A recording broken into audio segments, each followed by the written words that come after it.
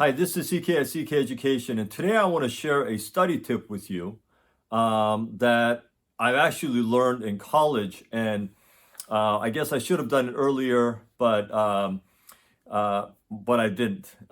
But this trick, not really a trick, this study tip can be very powerful.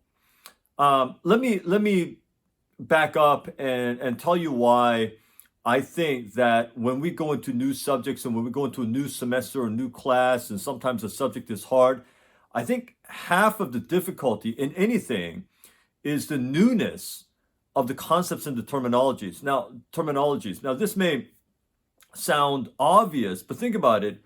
If you've never taken pre-calc before and you're taking a pre-calculus class for the first time, you're going to be taught and you're going to hear and read words that you've never seen before.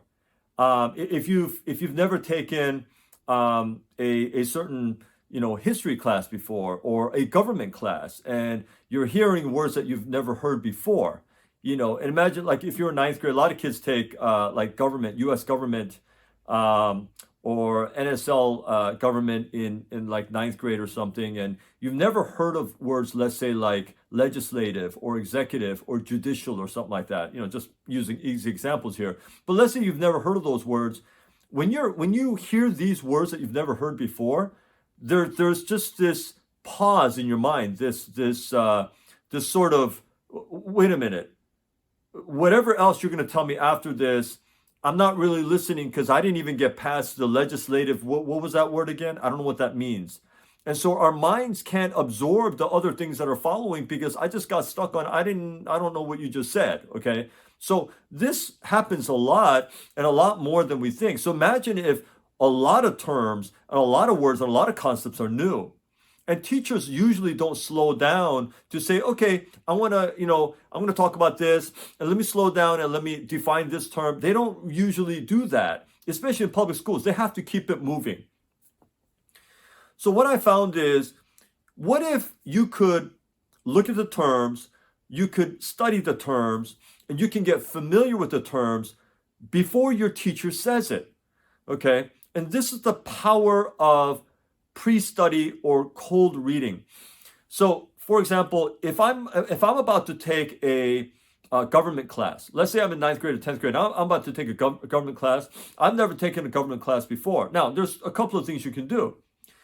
I mean, we have the internet now. Okay, when I was in high school, we didn't have internet, so we didn't have this kind of thing. But you have the internet. You can search Google, like important terms for NSL government or whatever class you're taking, and I'm sure, or you can watch a YouTube video. I'm sure there are terms, there are web pages, there are probably hundreds of sites that you get a lot of different important words, important terminologies for that class, for that subject, and you just study those in advance, like during the summer, okay? Or sometimes you can get a textbook in advance, and you can read through and study a lot of the terms in advance. Or you can ask someone, if you have an older sibling or an upperclassman who already took that class, and maybe they have some worksheets, or maybe they have a list of words, or maybe they have the textbook. I don't know. Well, it's not likely they would have a textbook, I guess. But if you can somehow even call the school and say, hey, can I get a textbook in advance? I just want to study. Sometimes they'll let you do that. And if you do that and you cold read in advance, that would be very helpful. Or after the school year has already begun, if the teacher assigns, let's say, the first time you get the textbook, before the teacher even assigns something, you're reading ahead a few chapters, okay? And you're staying ahead of the teacher in terms of just reading and understanding and trying to familiarize yourself with the terms, the new terms, and some of the concepts, and just looking it up and say, what does this mean? And what does that mean? And here's what's going to happen. When you do that, and you step into class, or you go to class, or I guess a Zoom class, whatever it is these days, you do that, and your teacher starts talking about whatever, you're not gonna freak out in your mind. You're gonna be, oh, I already know that word.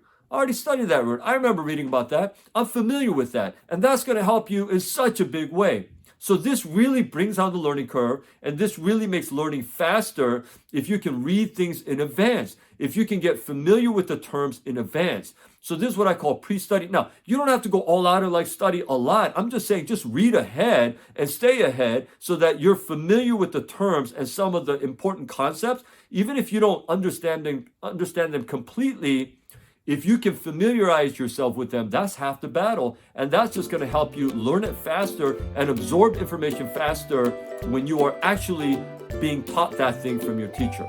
So I think this is a very powerful thing that you could do, and I would encourage you to try it and let me know how it goes. I'm CK at CK Education. Thanks for watching, and until my next video, I hope you stay well.